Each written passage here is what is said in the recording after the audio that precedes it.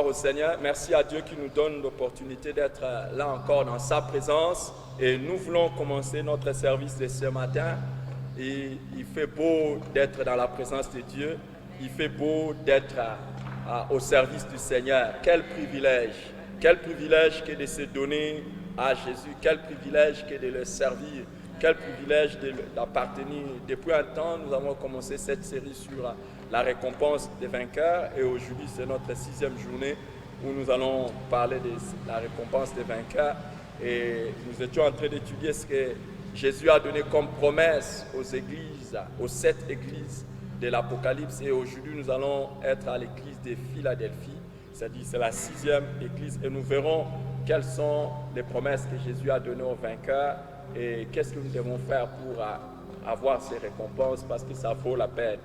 Alors, mais chantons d'abord ces cantiques qu'il fait beau à ton service, Jésus mon sauveur, qu'il est tout le sacrifice que t'offre mon cœur.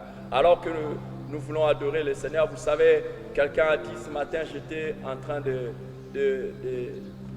d'adorer le Seigneur ce matin, et j'écoutais un cantique où un homme a dit, Seigneur, tu me demandes de t'offrir des offrandes, de t'amener des offrandes, je t'amène des offrandes. Tu me demandes de faire des sacrifices, je t'amène des sacrifices. Mais le meilleur que je puisse te donner, c'est ma propre vie. Le meilleur que je puisse te donner, c'est moi-même. Alors, le meilleur que nous puissions donner à Dieu, c'est nous-mêmes, nous offrir nous-mêmes à Dieu. Alléluia. Commence à adorer le Seigneur et à t'offrir toi-même. Et l'offrande qui peut plaire à Dieu comme ta vie, comme ton offrande, comme ton être, toi-même, il n'y en a pas. Tu peux lui donner des paroles, tu peux lui donner tout. Mais si tu t'offres lui-même, ce sera encore, comme l'apôtre Paul disait, un sacrifice vivant qui sera agréable à Dieu. Qui fait bon à ton service, ô Jésus mon sauveur, ô qu'il est doux le sacrifice que t'offre mon cœur, Oh, prends Jésus, prends, oh Jésus, prends ma vie, oh, elle est tout à toi, elle est tout à toi, et dans ta grâce infinie,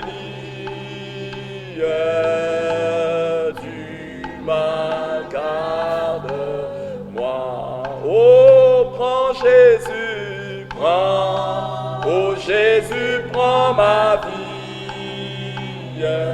Oh, elle est tout à toi, elle est tout à toi, et dans ta grâce infinie,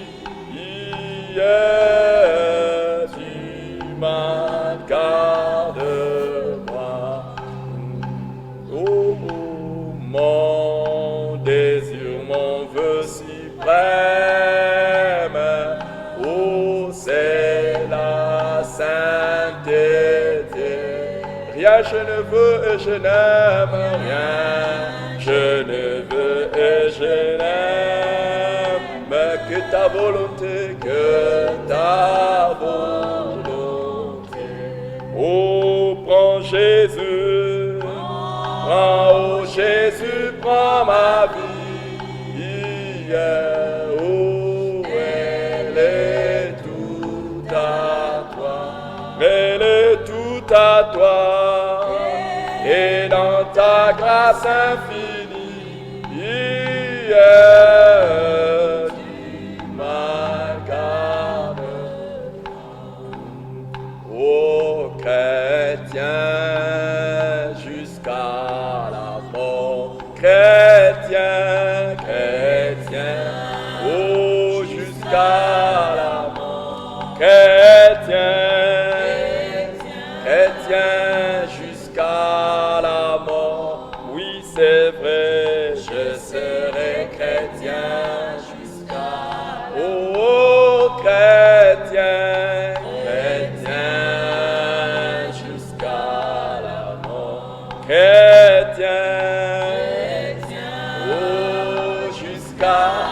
Oh, célébrons-le. Alléluia, chrétien jusqu'à la mort. Oui, c'est vrai, je serai chrétien jusqu'à. Oh, chrétien, chrétien jusqu'à la mort. Chrétien, oh, jusqu'à la mort. Chrétien, chrétien jusqu'à la mort. Oui, c'est vrai, je serai chrétien jusqu'à. Oh, fidèle, fidèle jusqu'à la mort. Fidèle, fidèle jusqu'à la mort. Fidèle, fidèle jusqu'à la mort. Oui, c'est vrai. Oh, pourquoi, Éternel des armées? C'est parce que nous avons l'assurance d'être sauvés. J'ai l'assurance d'être sauvé depuis que Jésus vit dans mon cœur. La vie éternelle, il m'a donné. Je suis à lui, à perpétuité. Qui me séparera, qui me séparera de l'amour de Jésus? Ni nudité, ni tribulation, ni homme, ni ange, ni domination. Rien ne séparera de mon sauveur. Qui me séparera? Rien ne nous séparera de toi, Seigneur Jésus-Christ. Ni nudité, ni tribulation, ni homme, ni ange, ni domination. Rien ne séparera de mon sauveur. Qui me séparera? Qui me séparera de l'amour de Jésus-Christ? Ni nudité, ni tribulation, oh, ni homme, ni ange, ni domination. Rien ne séparera de mon sauveur. Oh, élevons nos voix, élevons nos voix et consacrons encore nos vies. Offrons nos vies comme une offrande à Jésus. Alléluia. Non seulement ce matin, oh Dieu, mais Seigneur, pour la vie, Alléluia. je prends cet engagement. Rien ne me séparera de toi. Alléluia. Rien ne me séparera. Oh Seigneur, nous nous offrons à toi comme une offrande. Et nous voulons que cette offrande soit d'agréable odeur à toi, comme un parfum.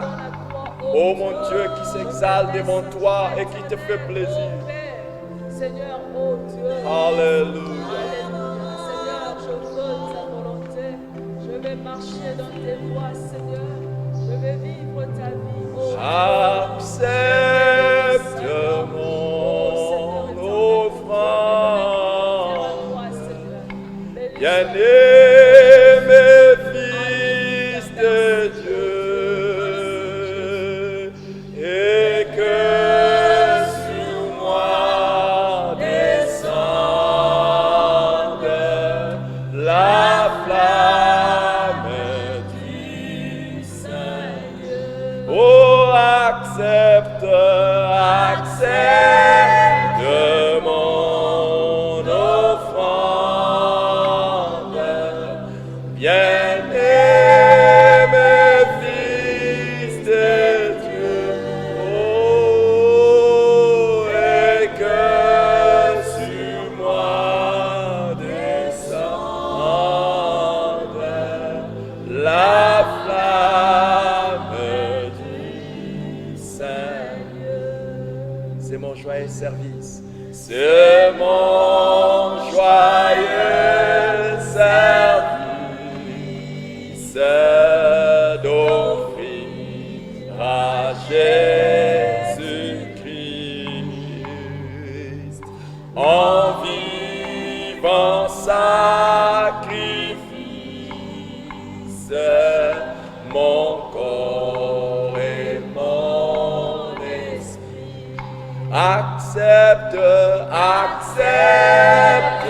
mon offrande, bien-aimé Fils de Dieu. Oh, et que sur moi descende la flamme.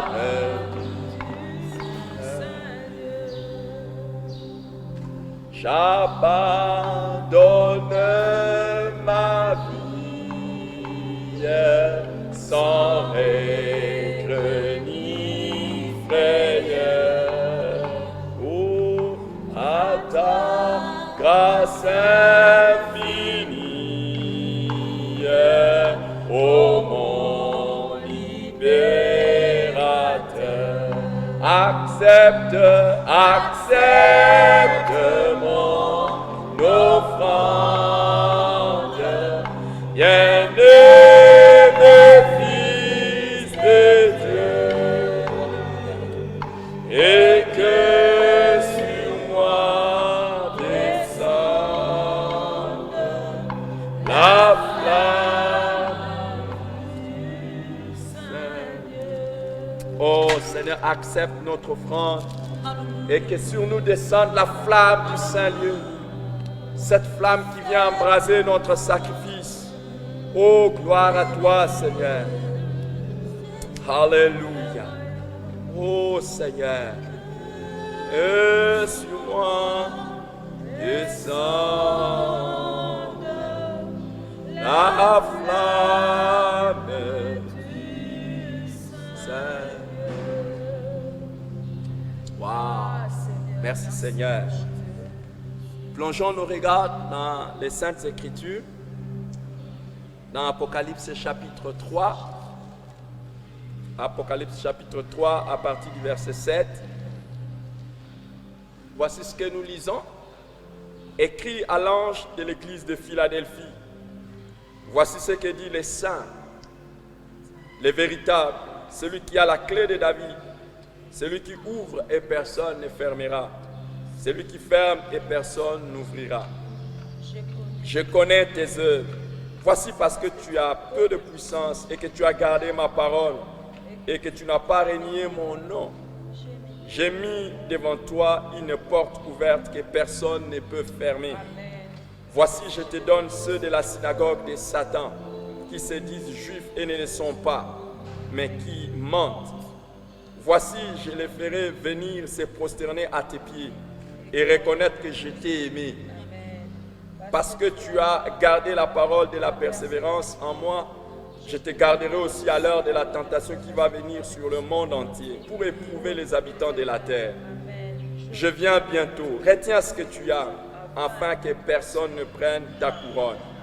Celui qui vaincra, je ferai de lui une colonne dans les temples de mon Dieu, et il n'en sortira plus.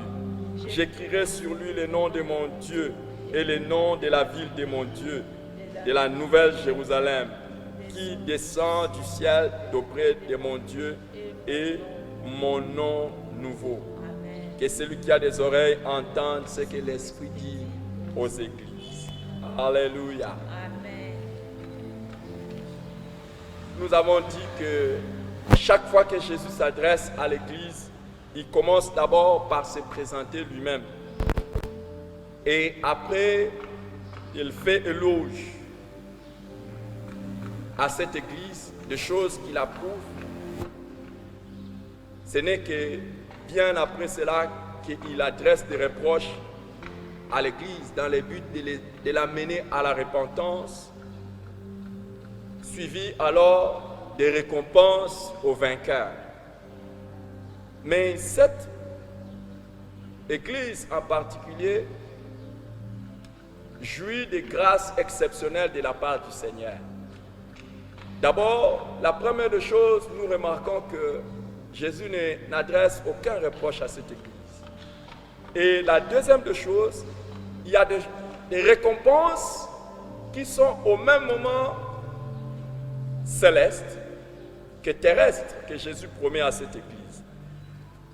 Il y a des choses que Jésus promet d'accorder à cette église pendant qu'elle est encore sur la terre et d'autres qu'il promet d'accorder à cette église après, quand nous comprenons, après la vie sur la terre, c'est-à-dire au ciel.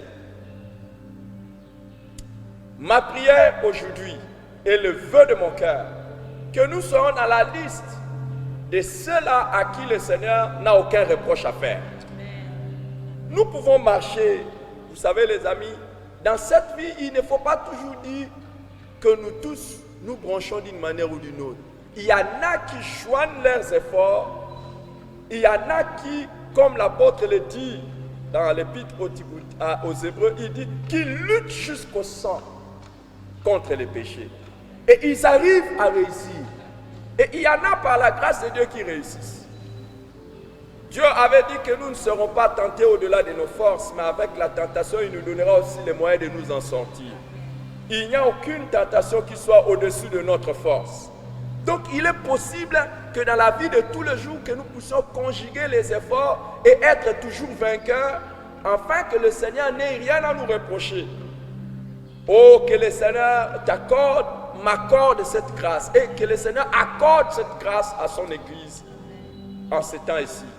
Voudrais-tu être de ceux-là que le Seigneur n'a rien à reprocher? Je voudrais, oh s'il plaît à Dieu, de m'inscrire dans cette lignée-là. Moi-même, c'est ma décision et ma volonté. Je voudrais que quand le Seigneur me regarde, qu'il n'y ait pas de choses à me reprocher. Il regarde cette église, il ne trouve rien à reprocher à cette église. Oh, nous n'avons pas encore atteint la perfection, comme disait Paul, mais nous pouvons tendre vers ce qui est parfait. Et dans notre vie, de plus en plus, nous pouvons tendre vers ce qui est parfait. Et je prie que ce soit le désir de notre cœur.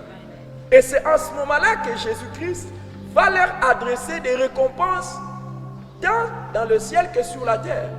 N'attendons pas que nous soyons reprochables par le Seigneur et qu'au même moment nous puissions hériter de bonnes choses, même ici sur la terre. Il y en a qui vivent une vie dévergondée, il y en a qui vivent une vie complètement de libertinage, il y en a qui vivent une vie complètement relâchée devant Dieu. Mais ils attendent que Jésus les visite.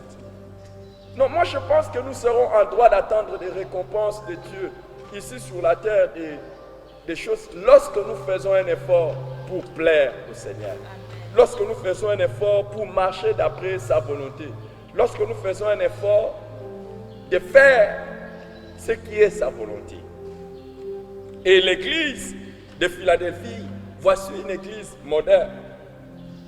Apocalypse nous montre que c'est une église à qui Jésus a fait des récompenses, a donné des récompenses ici sur la terre, avant de leur donner des récompenses au ciel. J'aimerais que nous puissions voir qui sont les vainqueurs de Philadelphie, qui sont les véritables vainqueurs dans cette église de Philadelphie. Et ça nous donnera à toi et à moi les leçons pour que nous puissions faire un effort pour être inscrits dans cette lignée des vainqueurs et obtenir les récompenses. D'abord les récompenses qui sont terrestres, puis nous allons obtenir aussi les récompenses qui sont célestes. Jésus se présente comme étant le saint, le véritable, celui qui a la clé de David. Il ouvre, personne ne ferme, et il ferme, personne n'ouvre. Il dit, je connais tes œuvres, parce que tu as peu de puissance. Quand il dit tu as peu de puissance, en fait, il ne veut pas dire que l'église de Philadelphie manquait de puissance spirituelle, mais l'église de Philadelphie avait une condition qui les mettait dans une position, pas d'orgueil, dans une position d'humilité, de dépendance totale à Dieu. Et il dit, parce que tu as gardé ma parole et que tu n'as pas renié mon nom, les vainqueurs sont ceux qui gardent la parole de Dieu. Si nous voulons être des vainqueurs, nous devons, ici on nous donne deux caractéristiques des vainqueurs. Première caractéristique, ils gardent la parole de Dieu. Et deuxième caractéristique, ils n'ont pas renié le nom de Dieu. Waouh, quelle caractéristiques. Est-ce que nous sommes de ceux-là qui gardons la parole de Dieu et qui ne renient pas la parole de Dieu? Qu'est-ce que ça dit? Ceux qui gardent la parole de Dieu, ce ne sont pas ceux qui disent « Oh non ». Regarde, dans Matthieu chapitre 7, verset 7, il est écrit « Demandez, on vous donnera ». Non, ce n'est pas ça, garder la parole de Dieu.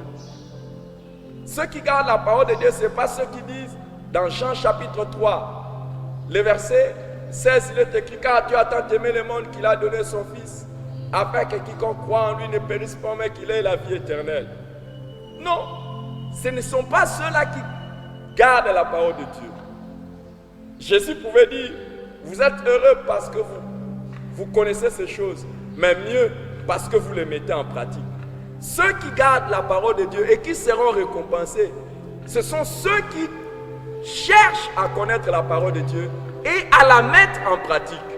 C'est pour ça que le psalmiste dit, je serre ta parole dans mon cœur pour ne point pécher. Ce n'est pas que je serre ta parole dans mon cœur juste pour le réciter, pour réciter le passage de la Bible, mais pour marcher, pratiquer ta parole.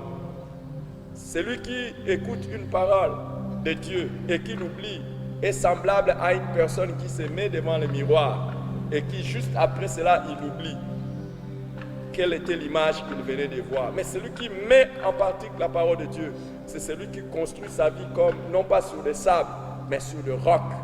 Même quand le vent vient, il ne bouge pas. C'est celui-là qui écoute et qui met en pratique la parole de Dieu.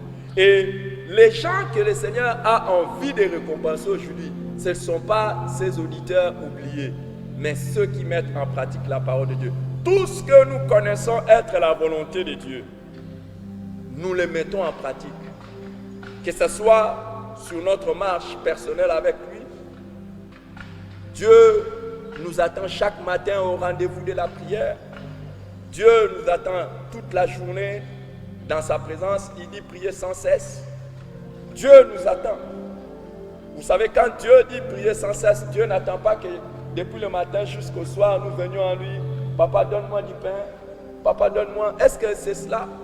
Si vous avez des enfants, vous le saurez que la communion avec un enfant, ne se résume pas dans la demande. Papa, donne-moi ceci. Maman, donne-moi ceci.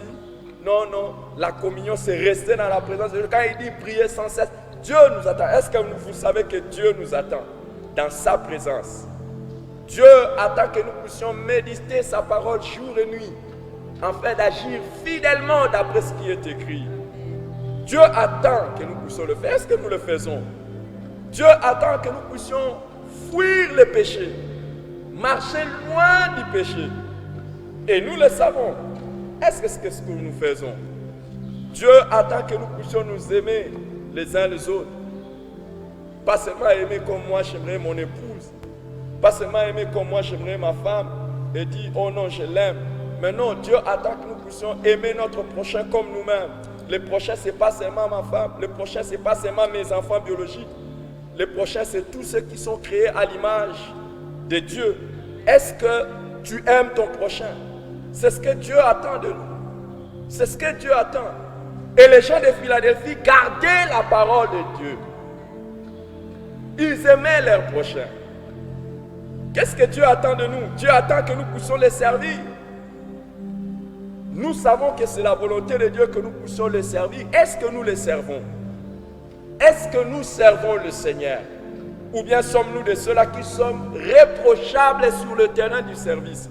Savez-vous qu'à un moment donné, il a même dit malheur à celui qui fait l'œuvre de l'Éternel avec négligence. Donc, les gens de Philadelphie ne pouvaient pas recevoir les éloges s'ils étaient comptés parmi ceux-là qui faisaient l'œuvre de Dieu avec négligence. Ils gardaient la parole de Dieu, c'est-à-dire, ils faisaient l'œuvre de Dieu avec zèle. Avec zèle. Oh, combien j'aimerais être de ceux-là quand nous entrerons au ciel. Le Seigneur dit, tu étais un zélé dans mon travail. Dans le ministère, tu étais zélé. Tu ne t'es pas donné du repos. Tu n'as pas pris du repos. Tu as travaillé jour et nuit. C'est ça ce qu'il dit des chrétiens de Philadelphie. Il leur dit, vous avez gardé ma parole. La parole de Dieu nous demande démontrer du zèle dans le travail de Dieu. Jésus lui-même disait, les zèles de ta maison me dévorent. Les vainqueurs sont ceux-là qui font un effort, qui joignent toutes leurs forces, tous les sentiments de leur cœur à faire ce qui plaît au Seigneur, d'après ce qu'ils savent de la parole de Dieu. Mais il dit aussi aux chrétiens de Philadelphie, je sais que tu n'as pas renié mon nom. Renier le nom de Jésus. Renier le nom de Jésus. C'est lorsque vient l'épreuve, lorsque vient la tentation, on trahit et on ne fait pas ce qu'on sait de Dieu. Renier l'épreuve, renier le nom de Dieu. C'est lorsque nous nous retrouvons devant les gens, on a honte de parler de Jésus. C'est renier le nom de Jésus. Et les vainqueurs sont ceux-là qui ne se laissent pas prendre par les épreuves. Ils ne trahissent pas le nom de Dieu lorsqu'ils sont devant une tentation. Ils ne trahissent pas la race de Dieu lorsqu'ils sont devant une épreuve. Oh, ce n'est pas parce que cette pandémie peut avoir ravagé le monde que nous allons remettre en cause notre identité d'enfants de Dieu. Ce n'est pas à cause d'une persécution quelconque. Ce n'est pas à cause d'une maladie quelconque. Ce n'est pas à cause du chômage. Ce n'est pas à cause des incompréhensions dans le foyer. Ce n'est pas à cause des parents tyrans, des parents qui sont méchants, durs. Ce n'est pas à cause des professeurs à l'université qui sont corruptibles. Ce n'est pas à cause des tentations que nous avons au niveau de notre travail ou bien dans les affaires que nous allons régner le nom de Jésus. Les vainqueurs sont ceux qui, malgré les épreuves et malgré les tentations, disent « Je suis enfant de Dieu, je ne peux pas faire ceci ». Le psalmiste dit « Quand je vois les méchants prospérer, à un moment donné, je suis tenté de faire comme eux. Mais je dis, si je fais cela, je trahirai la race des enfants de Dieu. » Toutes les fois que nous faisons ce que les autres font, nous trahissons la race des enfants de Dieu. Et que Dieu nous garde de cela. Que Dieu nous garde. Les vainqueurs sont ceux-là qui, en toute occasion, gardent la parole de Dieu et ne renient pas cela. Et voici ce qu'il leur dit. À cause de cela, j'ai mis devant toi une porte ouverte que personne ne peut fermer. Voyez, à cause de notre effort de garder la parole de Dieu, de ne pas renier le nom de Jésus, il dit, il a mis devant nous une porte que personne ne peut fermer. Vous savez les amis, et c'est ma bénédiction pour toi. J'espère que tu vas la recevoir. Que le Seigneur te fasse la grâce de garder la parole, de ne pas renier son nom. Et à cause de cette grâce, il n'y aura jamais une porte fermée devant toi. Amen. Il n'y aura jamais un stop devant toi. Tu continueras à marcher et tu accompliras tout ce que le Seigneur t'a destiné d'accomplir sur cette terre. Il n'y aura personne qui pourra mettre un frein à ta vie. Reçois cette bénédiction au nom de Jésus-Christ.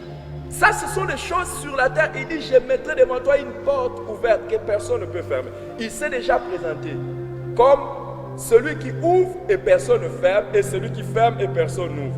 Mais vous savez les amis, si Jésus dit qu'il va mettre devant nous une porte que personne ne peut fermer, imaginons aussi l'inverse. Si nous ne gardons pas la parole de Dieu, si nous renions le nom de Jésus, c'est qu'il va fermer la porte et personne ne va nous ouvrir. Les amis, toute infidélité, toute déviation à la parole de Dieu l'amène à bloquer les choses devant nous. Et faisons attention à cela. Il y a des fois, nous cherchons qui sont à la base de nos problèmes ou pourquoi les choses sont difficiles pour nous. Mais des fois, c'est nous-mêmes. Nous n'avons pas obéi, nous n'avons pas fait la volonté de Dieu. Nous avons renié le nom de Dieu. Nous avons renié le nom de Jésus-Christ. C'est notre propre faute. Et des fois, nous cherchons les démons, les sorciers ou les gens qui mettent des blocages à nos vies. Personne ne peut mettre un blocage à ta vie tant que tu es bon avec Dieu, tant que tu es saint avec Dieu. N'oubliez pas, dans son innocence, Job ne savait même pas que les problèmes de sa vie venaient de Satan. Et Job n'a jamais ouvert la bouche pour lier Satan, lier des démons et dire au nom de Jésus. Il est passé par les épreuves, mais à cause seulement de sa fidélité, parce que la Bible dit que dans toutes ces choses, Job n'a point péché. Et puisqu'il n'a pas péché, la fin de l'histoire c'est quoi? Job a été vainqueur.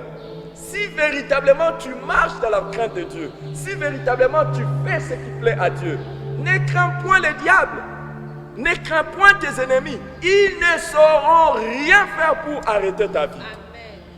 Il y a ce cantique où nous chantons victoire, victoire à Jésus notre roi. Qui pourra condamner ceux qui sont délivrés et qui marchent dans la sainteté? Personne ne peut arrêter.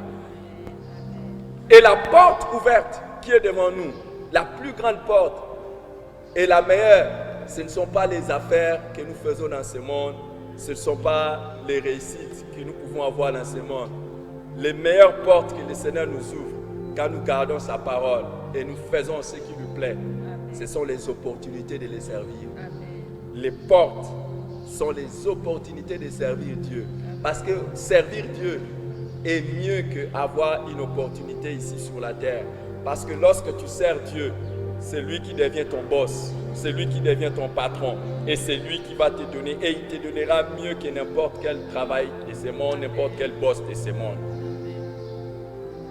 Et je prie que le Seigneur te donne des occasions de servir, que tu ne sois pas privé. Paul pouvait dire une grande porte m'est ouverte d'un accès efficace, mais les adversaires sont nombreux.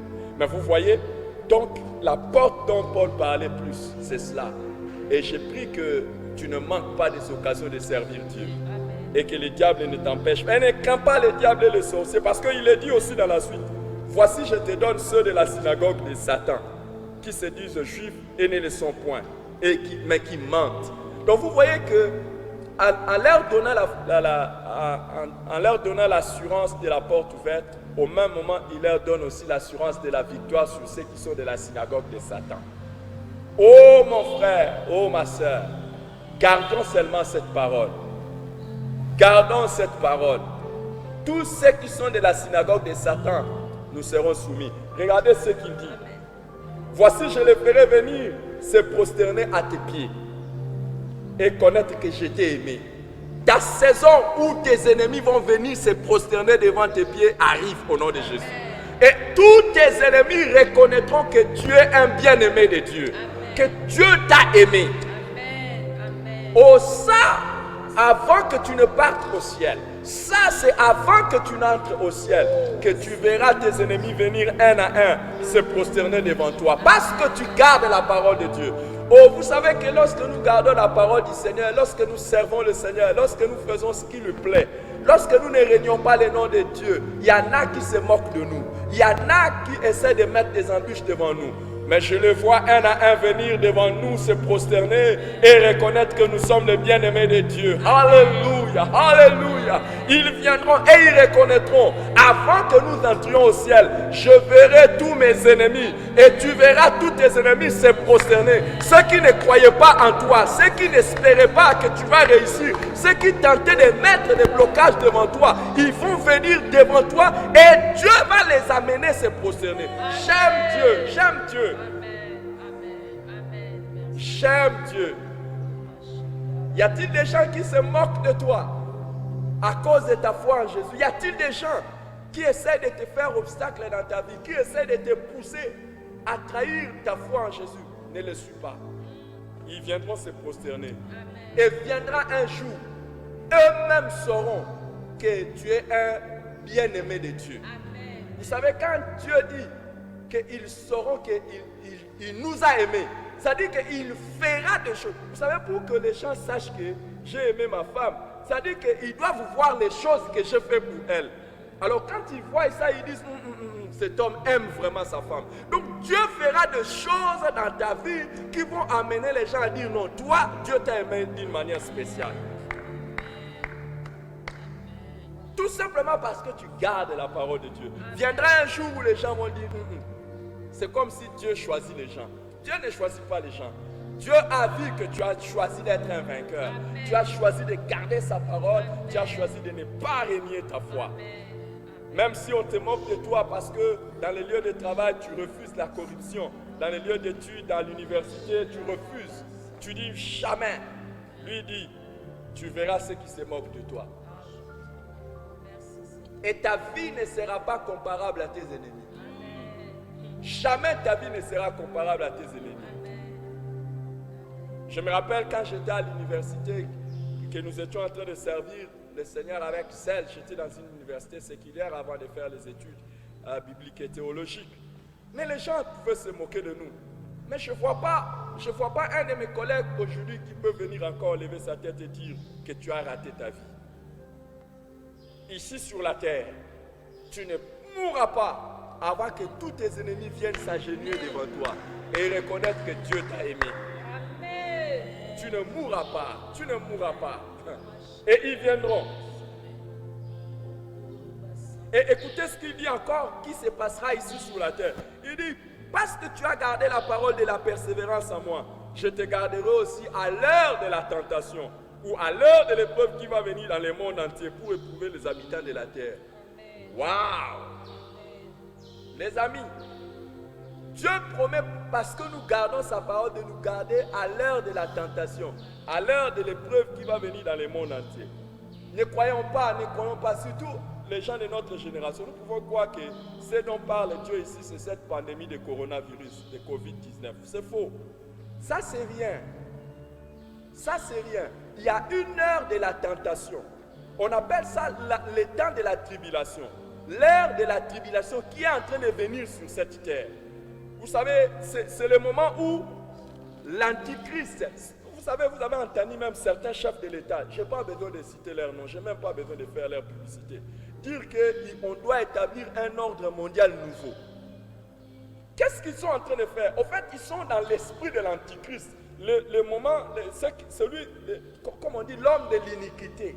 L'antichrist est en train de vouloir contrôler le monde. C'est pour ça qu'il y a eu tous ces débats dans les médias où les gens sont en train de vouloir refuser une sorte de vaccination où on va inoculer aux gens des puces pour contrôler. Viendra un temps où il y aura l'antichrist qui va vraiment régner. Son esprit est déjà à l'œuvre. Je vais vous montrer comment son esprit est à l'œuvre.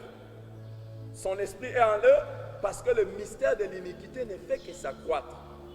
Vous voyez, il n'y a jamais eu une époque de l'histoire où on a eu une généralisation de l'homosexualité. Et les rares pays où on combat l'homosexualité, ce sont des pays où on est en train de penser qu'ils sont un peu hors temps. Il n'y a jamais eu, il n'y a jamais eu une liberté comme on est en train d'aller. Le péché est en train de devenir de plus en plus gratuit. Nous, quand nous étions en train de grandir, les histoires pornographiques, c'était des choses on disait que ce sont les choses des grands. Maintenant, il y a la pornographie, même dans les dessins animés pour les enfants. Donc, on est même en train d'initier les enfants à l'homosexualité, à la pornographie, à la pédophilie, à la zoophilie, à toutes ces mauvaises choses.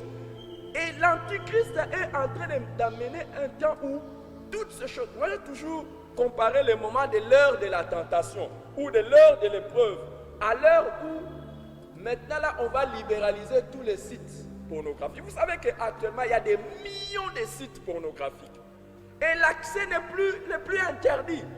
Mais maintenant viendra un temps où ça va être comme ça. Jusqu'aujourd'hui il y a encore des chaînes de télévision qui ont un peu le sens de l'éthique, qui disent bon il ne faut pas faire passer ceci. Mais il y aura une heure de la tentation qui va venir où le péché ne sera pas gratuit, ne sera pas simplement gratuit, mais le péché sera presque imposé. Aujourd'hui, tu n'as pas besoin de faire d'efforts, tu peux regarder comme ça facilement. Tu étais en train de regarder tes informations, tu es en train de zapper et puis paf, tu tombes sur des images malsaines. Mais il y aura une heure de la tentation où le péché sera presque en train de s'imposer. Et il y aura à un moment donné où il sera difficile de dire que tu es chrétien sans être persécuté, sans être mis à mort. Déjà aujourd'hui, vous savez que dans certains pays, juste parce que tu dis que tu es chrétien, on te décapite. Juste parce que tu dis que tu es chrétien, on te brûle. Mais viendra une heure où tu ne pourras pas dire que tu es chrétien. C'est le moment de la tribulation. Et Jésus dit, parce que tu as gardé ma parole de la persévérance, je te garderai à l'heure de la tentation. Qu'est-ce qu'il est en train de dire? Tu seras enlevé. Parce qu'avant que la tribulation ne vienne, l'Église sera enlevée. Au son de la trompette. Parce que le retour de Jésus-Christ se fera en deux étapes. Il viendra d'abord dans les heures, il enlève l'Église fidèle, le chrétien fidèle. J'espère que tu seras là. Moi, je serai là. Par la grâce de Dieu, je serai là. Je prie et que Dieu voie que ce que je suis en train de dire aujourd'hui, c'est non seulement les cris de mon cœur, c'est le vœu de mon cœur, c'est ma prière. Que je ne manque pas à l'enlèvement. Que je ne manque pas, que tu ne manques pas à l'enlèvement. Est-ce que tu seras là? Je serai là, moi. Par la grâce de Dieu. Et il nous gardera. Donc il va nous délivrer à l'heure de l'épreuve, à l'heure de la tentation. Donc tous ceux qui sont fidèles vont partir. Donc pour dire que ceux qui ne sont pas fidèles, ceux qui se compromettent, pour les risques de rester et de subir la grande tribulation. J'ai aimé le message que j'ai vu sur internet d'un serviteur de Dieu. Il a dit, pourquoi tu dois faire tout pour ne pas être à la grande tribulation. Il est possible qu'il y en a qui veulent être sauvés comme à la deuxième session. Pendant que l'église est partie, ils vont rester ici. Ça sera au prix de ton sang. Tu ne pourras plus compter sur la grâce. Ça sera au prix de ton propre sang. Attention, mais Jésus a promis à ceux qui ont la persévérance que ce temps-là, quand ça viendra, il va les garder. Et il ajoute au verset 11, je viens bientôt. Retiens ce que tu as, afin que personne ne te prenne ta couronne. Attention, tel que nous sommes ici sur la terre, quelqu'un peut te ravir ta couronne si tu ne retiens pas ce que tu as. Quelqu'un peut te ravir ta couronne. Attention que ton mari ne devienne une pierre d'achoppement pour toi. Attention que ta femme ne devienne une pierre d'achoppement pour toi.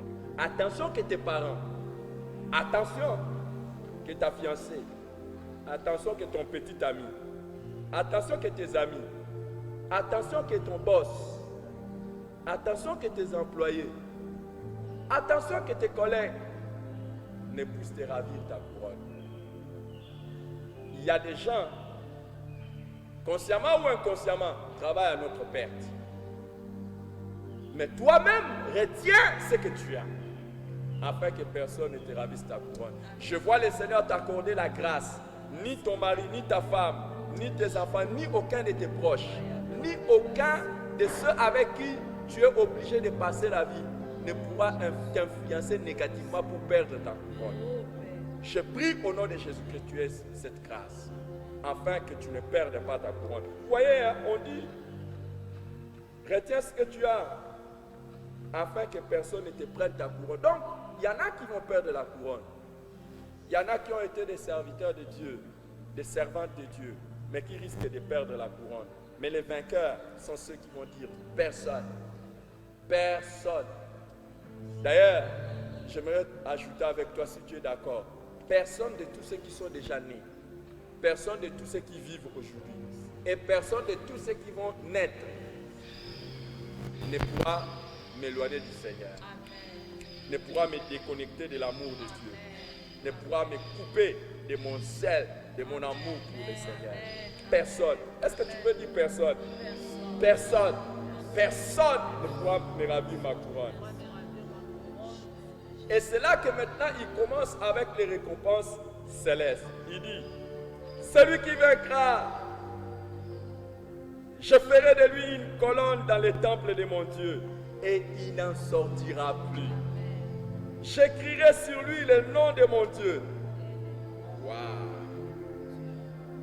Le nom de mon Dieu. Le nom de la ville de mon Dieu. De la nouvelle Jérusalem qui descend du ciel d'auprès de mon Dieu. Et mon nom nouveau. Il y a comme des récompenses célestes que Jésus promet ici. Et j'espère vraiment que tu ne vas pas manquer ça. Avant que je ne puisse décrire ces deux récompenses, laissez-moi donner une image de ce que sera le ciel. Ce n'est pas mon imagination, c'est la Bible. La Bible dit que quand cette nouvelle terre va passer et le nouveau ciel va passer, Dieu va créer une nouvelle terre et Dieu va créer un nouveau ciel, de nouveaux cieux. Quand nous disons tous nous irons au ciel, oui, c'est vrai, c'est une image que nous irons au ciel, mais ce n'est pas tout le monde qui va être dans le ciel. Il y a des gens qui vont être au ciel, il y aura des gens qui seront dans la nouvelle terre, et il y a une autre réalité. Dans la nouvelle terre, Dieu va faire descendre une nouvelle ville, la nouvelle Jérusalem. Waouh! Maintenant là les amis, la question est que toi tu seras dans la nouvelle terre ou tu seras dans la nouvelle Jérusalem. Au fait, ce sont des choses qui nous décrivent que nous serons au ciel, mais notre proximité avec Dieu, notre intimité avec Dieu ne sera pas la même. De toutes les façons, quand on parle déjà de couronne, c'est que notre récompense ne sera pas pareille. Et voici, j'appelle ça le degré supérieur d'intimité avec Dieu. Il y aura la nouvelle terre, il y aura les nouveaux cieux, et il fait descendre la ville, la nouvelle Jérusalem, et dans la ville, il y aura les nouveaux temples. Waouh! Donc il y en a qui seront dans la nouvelle Jérusalem, mais il y aura les temples. Et qu'est-ce que Dieu dit à ceux qui gardent la parole? À ceux qui ne renient pas le nom de Dieu. Il dit, je ferai de lui une colonne dans les temples. Je te vois non pas seulement entrer au ciel comme on dit, mais je te vois être dans la nouvelle Jérusalem, mais je te vois en plus être dans les temples, dans la présence de Dieu. Oh, j'aimerais être là. J'ai toujours rêvé être à côté d'Abraham, de Moïse, de David. J'ai toujours aimé être dans les cercles de ces gens-là. Et c'est quoi quand on parle de la couronne? Il dit, il sera une colonne dans les temples du Seigneur. Colonne. Ça dit que Dieu te donnera une place éternelle, inaliénable et sécurisée. Donc tu auras une place au ciel. Oh, quelle proximité! Quelle assurance! Waouh!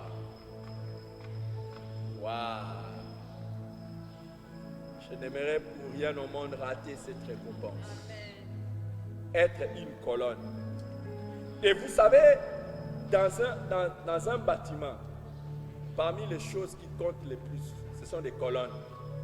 Parce que dès qu'on bouge la colonne, c'est tout l'édifice qui est bougé. Ça dit, Dieu te donnera une place d'honneur. Parce que simplement tu as pris la décision de garder la parole de Dieu. Tu as pris la décision de ne pas renier Dieu. Tu as pris la décision que personne ne te ravisse ta couronne.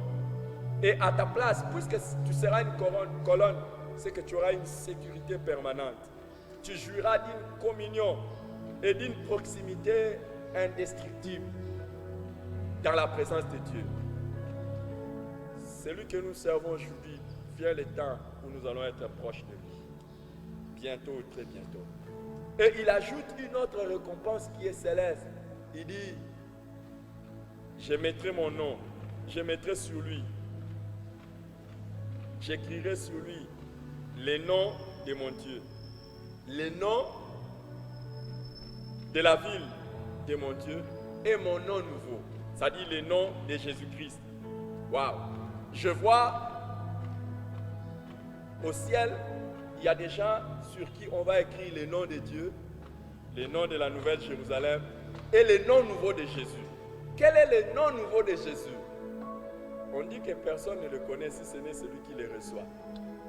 Je ne sais pas. Mais quand on parle d'un nom, dans la Bible, quand on parle du nom, cela fait référence au caractère.